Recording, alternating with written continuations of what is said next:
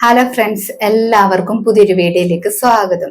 ഇന്നത്തെ കഥയിൽ അഖിലാണെങ്കിൽ ഗിഫ്റ്റ് തുറന്ന് നോക്കുമ്പോൾ 3 പെൺകുട്ടിയുടെ ഫോട്ടോസ് ആണ് കാണുന്നത്. അപ്പോൾ വസുന്ധരാമ്മ പറയുന്നുണ്ട്, ഇതാണെങ്കിൽ എഡ്യൂക്കേറ്റഡ് ആയ നല്ല തറവാട്ടിലെ പെൺകുട്ടികളാണെന്നൊക്കെ. ഇവർ 3 പേരിൽ ആരെയാണോ ഇഷ്ടപ്പെട്ടത് അവരെ സെലക്ട് ചെയ്തോളാൻ പറയുന്നു. അതിനുശേഷം ഞാൻ തന്നെ വിവാഹം നടത്തി തരാമെന്നൊക്കെ പറയുന്നു. അത് കേൾക്കുമ്പോൾ എല്ലാവർക്കും ഷോക്ക് ആകുന്നു.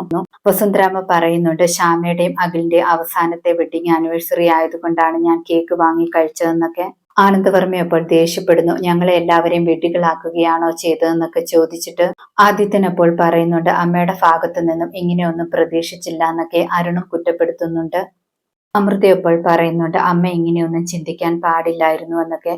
ആ സമയത്ത് ഐശ്വര്യ മാത്രം സപ്പോർട്ട് ചെയ്ത് സംസാരിക്കുന്നുണ്ട്. അമ്മയുടെ തീരുമാനത്തെ ഞാൻ അപ്രീഷിയേറ്റ് ചെയ്യുന്നു എന്നൊക്കെ ഐശ്വര്യ പറയുന്നു. വസുന്ധരാമ്മ പറയുന്നുണ്ട്, എന്റെ മോനാണെങ്കിൽ ഞാൻ പറയുന്നത് പോലെ കേട്ടാൽ ഇവിടെ രാജകുമാരനെ പോലെ കഴിയാം. നീ ഒരു എസ് മൂളിയാൽ ഇപ്പൊ തന്നെ നിന്റെ വിവാഹം നടക്കുമെന്നൊക്കെ പറയുന്നു. എന്റെ തീരുമാനത്തിന് ഒരു മാറ്റവും ഇല്ല എന്നൊക്കെ പറഞ്ഞിട്ട് വസുന്ധരാമ്മ പോകാൻ തുടങ്ങുന്നു. ആ സമയത്ത് ശ്യാമ നിൽക്കാനെന്ന് പറയുന്നു. അതിനുശേഷം അമ്മയോട് പറയാണ്, അമ്മയുടെ തീരുമാനം ഇതാണെങ്കിൽ എനിക്കും സമ്മതമാണെന്നൊക്കെ. അമ്മയുടെ ആഗ്രഹം നടക്കട്ടെ എന്ന് പറഞ്ഞിട്ട് ശ്യാമ അവിടെ നിന്നും പോകുന്നു. ആ സമയത്താണെങ്കിൽ അഖിൽ ശ്യാമയെന്ന് വിളിക്കുന്നുണ്ട്. അഖിലാണെങ്കിൽ വീണ്ടും ശ്യാമയുടെ അടുത്തേക്ക് ചെന്നിട്ട് നിൽക്കാനെന്ന് പറയുന്നു. അതിനുശേഷം അമ്മയുടെ അടുത്തേക്ക് വരുന്നു. അമ്മയോട് പറയുന്നുണ്ട്, നിങ്ങൾക്ക് നിങ്ങളുടെ സ്വാർത്ഥത കാര്യം മാത്രം സാധിക്കണമെന്നൊക്കെ. ഇത്രയും കാലം കരുതിയത് നിങ്ങൾക്ക് എന്നോട് ആത്മാർത്ഥമായ സ്നേഹമുണ്ടെന്നാണ്. പക്ഷെ അങ്ങനെയല്ല.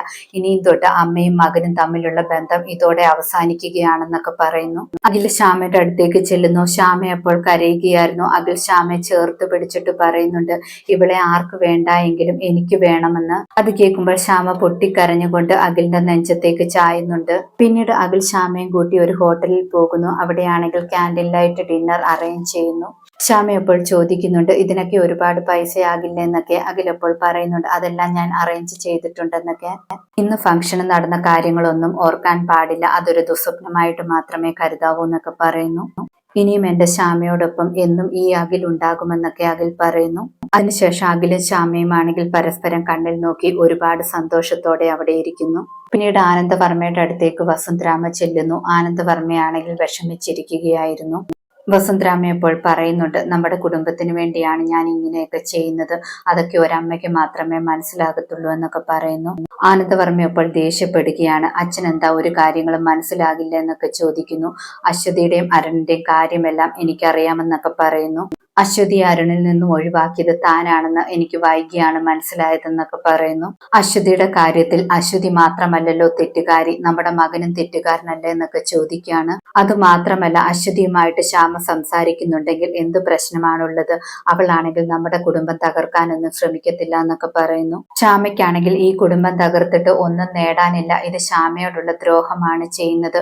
ഒരു മകന്റെ ജീവിതം രക്ഷിക്കാൻ വേണ്ടി ഒരു മകന്റെ ജീവിതം ബലി കൊടുക്കുകയാണ് ചെയ്യുന്നതെന്നൊക്കെ പറയുന്നു. താൻ ഒരുപാട് സ്നേഹിക്കുന്ന തന്റെ മകൻ അഖിലിനെ തന്നെ വേദനിപ്പിക്കുകയാണ് ചെയ്യുന്നതെന്നൊക്കെ പറയുന്നു. ഇതോടെ ഇന്നത്തെ കഥ അവസാനിക്കുന്നു. പുതിയൊരു കഥയുമായി വീണ്ടും കാണാം. താങ്ക്